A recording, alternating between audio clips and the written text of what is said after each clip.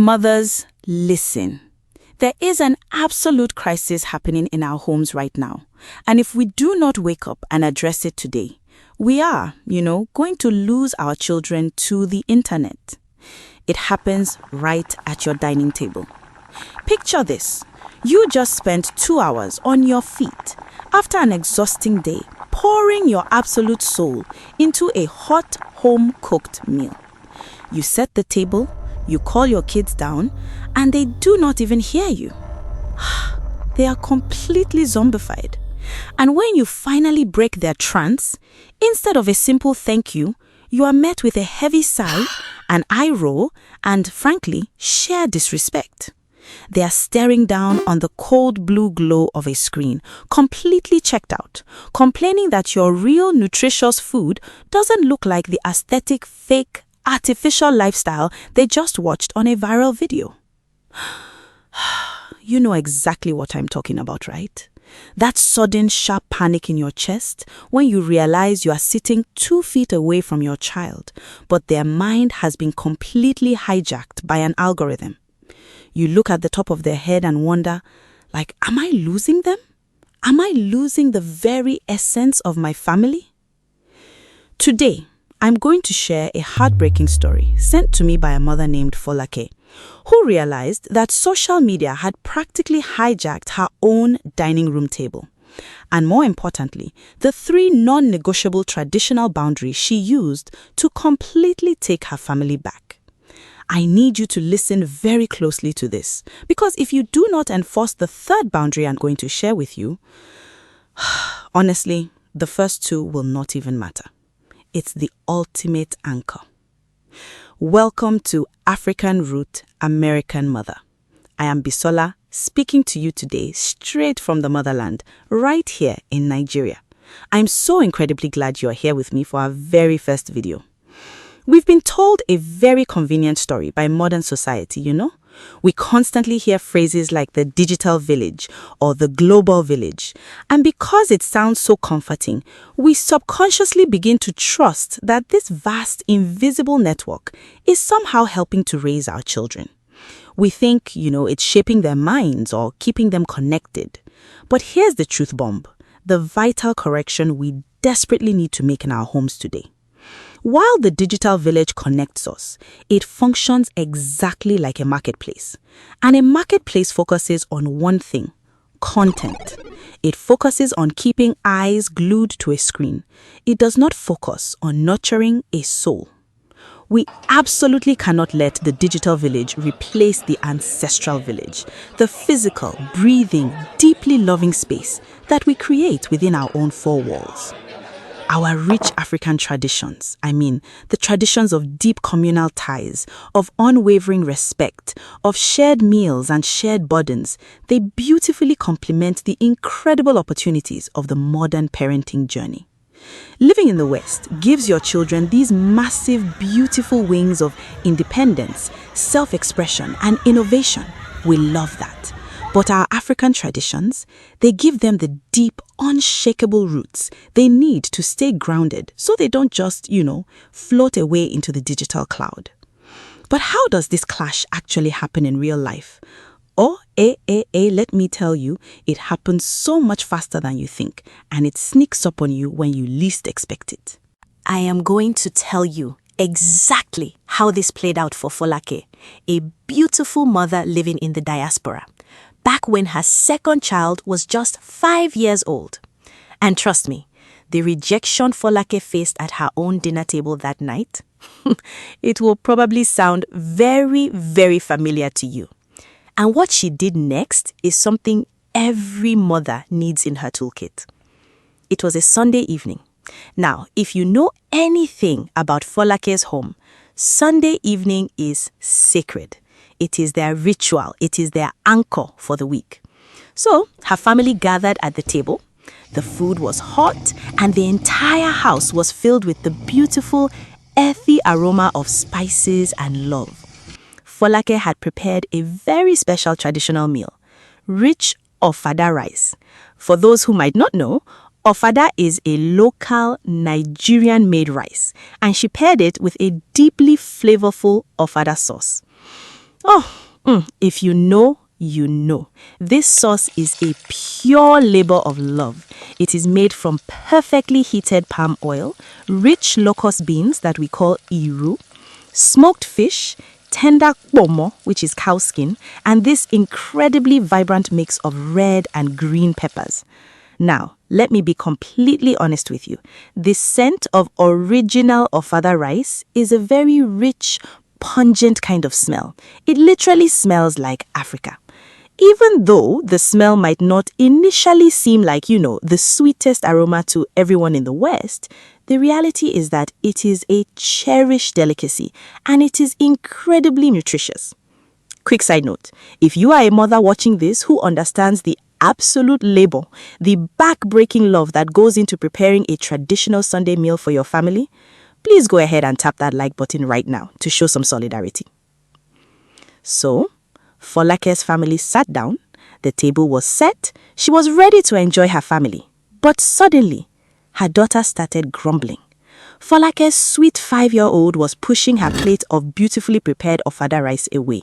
She was pouting, whining, and declaring that she was simply not going to eat the food. Now, as an African mother, oh, trust me, Foh-lah-keh's internal alarms went off. You do not just reject food in an African home without a very, very good explanation. She had to immediately get to the root of what the problem was. So, Foh-lah-keh paused. She looked at her daughter and she asked her what was wrong. And do you know what she said? She told her mother about a video she had been watching on social media.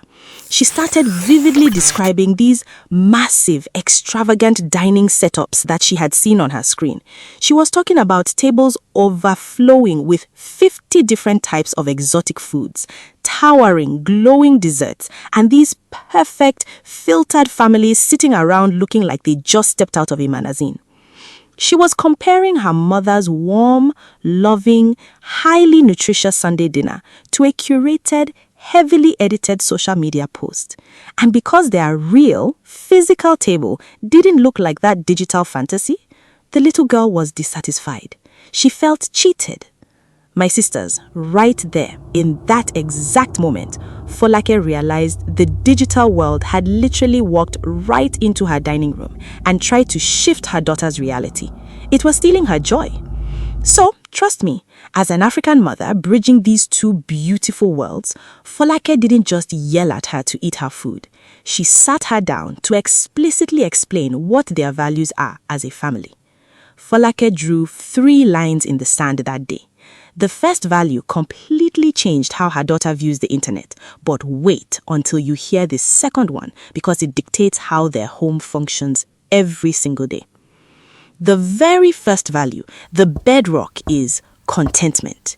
Foh-lah-keh looked at her daughter and she told her, children must be contented with whatever their parents have provided. Period. She had to explain to her that some things we see on that screen might not even be reality. She told her, "My love, you cannot believe or like everything just because it is shiny and bright on the internet. You must understand that everything your parents do for you, every single nutritious meal we put on this table is done with one singular, fierce goal in mind, to make sure that you are well nurtured and that you grow well and strong. No parent who truly loves their child is ever going to feed them junk or bad things. Parents sacrifice, they bleed, they strive to make sure that they give their children the absolute best that they can afford. What you see on social media? Half of it isn't real. While there is wonderful content out there, some things are just made up with AI. Some foods are styled with glue and paint just for the camera. You must appreciate the physical provisions, the tangible resources that your parents actually place in your hands. In our culture, we have a profoundly beautiful proverb. A child's fingers are not scalded by a piece of hot yam which their mother puts into their palm. What does this mean? It's an anchor. It means that whatever your mother, your family, or your physical village provides for you is safe. It is meant for your good. It is given with fierce protective love. A mother will never hand her child something that will harm them. Social media, however, can sometimes hand your child a burning coal wrapped in very shiny paper. We must teach contentment, not just to make them quiet, but as a tool to help them discern reality from cheap entertainment. When Foh-lah-keh broke down the reality of social media for her 5-year-old, she wasn't just defending her cooking, she was giving her digital literacy wrapped in ancestral wisdom. But contentment is just a mindset, right? What about the physical action? How do we physically protect them from this isolation? That leads directly to the second core family value Foh-lah-keh established, which is togetherness. Foh-lah-keh told her daughter, "In our family, we eat together. Everybody stays together." They have a saying in their house, "A family that eats together stays together, just as a family that prays together." At their table, they don't just consume calories, they commune. They eat together and they do not just start eating, they pray over their meals. They invite God into their space because they are bound in love. This is not optional, this is essential. Foh-lah-keh made it very clear that evening. No child eats away from the table. No child decides to take their food into their room, shut the door, and eat alone in the dark while staring at an iPad. No. In her house, everybody stays together to eat together. The physical act of sharing space, of passing plates, of smelling the rich aroma of the food, of looking into each other's eyes, it brings us together. It binds us.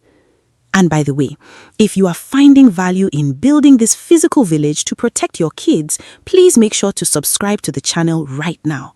We are building a beautiful community here, and I would absolutely love for you to be a part of it. Now, Western culture places a beautiful emphasis on independence and personal space, which gives our children incredible wings to fly. But to balance those wings, we need the deep roots of the traditional village. We have another proverb: cross the river in a crowd and the crocodile won't eat you. This is our second anchor. The river is life, and the crocodile represents the dangers of isolation, the anxiety, the depression, and the false realities that come from spending too much time alone online. When you isolate yourself, when you eat alone in your room, you are crossing the river all by yourself. But when we mandate the dinner table as a sacred gathering place, we are crossing the river in a crowd. We are protecting each other through proximity. The dinner table is the original social network. It is where you learn empathy. It is where you truly see your family.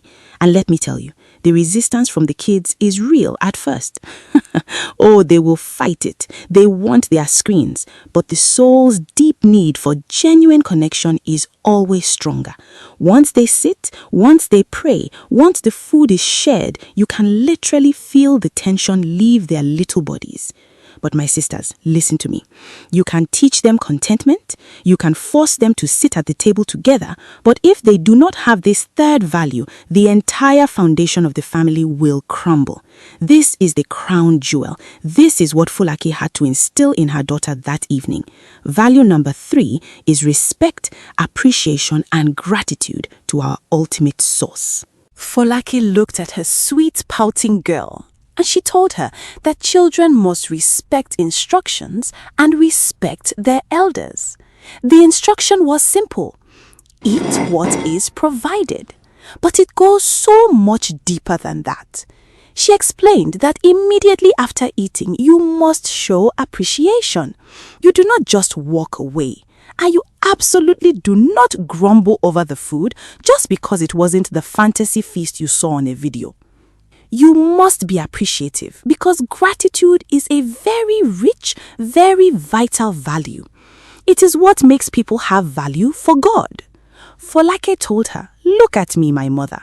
I went through the rigorous process of cooking this food, blending the peppers, washing the iru, perfectly preparing the ofada. And even though she and her siblings might have helped out in little ways, they must appreciate that mom and dad have gone out into the world, worked incredibly hard, and gathered the resources to make this happen." But Foh-lah-keh didn't stop there. Because if gratitude stops at the parents, you see, it is incomplete. She looked her daughter right in the eyes and said, "Where do you think mom and dad get the strength to work?" It is an absolute hierarchy of gratitude, and we must teach this to our children. Parents appreciate God, children appreciate their parents, and ultimately, everybody appreciates God. God is the ultimate source of all provisions. He is the one who gave your parents the jobs. He is the one who gave us the physical health and the mental strength to wake up every day, do the jobs we have to do, and make the money required to buy the food that is sitting on this table. Foh-lah-keh had to take it back to the very creation of the earth for her to understand. She said, "My love, it is God who put the sun in the sky. It is God who made the sun shine down on the soil so that the food could grow. It is God who designed photosynthesis so that plants could exist and feed us. If God did not put all of these intricate, beautiful systems in place, no matter how hard mommy and daddy work, it might not be possible to have any food available at all." We have to understand that gratitude to God is not just a religious routine, it is the fundamental recognition of our existence. And then, Foh-lah-keh had to bring her daughter back to reality, the harsh reality that social media tries to hide. She told her, "You are complaining about this rich, beautiful plate of ofada rice. But do you know that right now, as we speak, there are people who do not have a single grain of food to eat? There are children in other parts of the world, even right here in Africa where we come from, who are going to bed hungry tonight." They would do anything. They would weep with joy to have the food you just pushed away.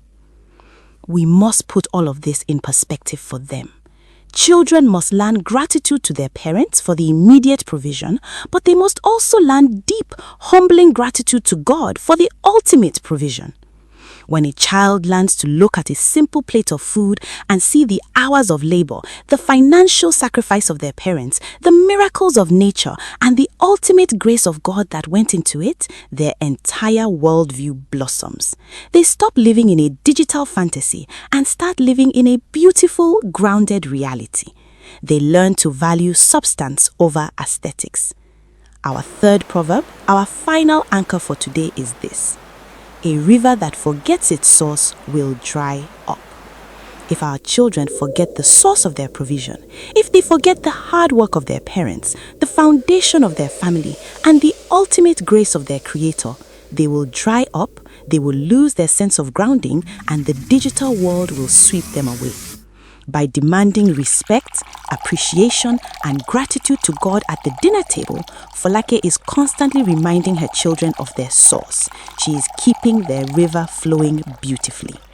And that is how we raise them to be strong, empathetic, and culturally rich individuals who can completely thrive in the West while carrying the unshakable heart of the motherland.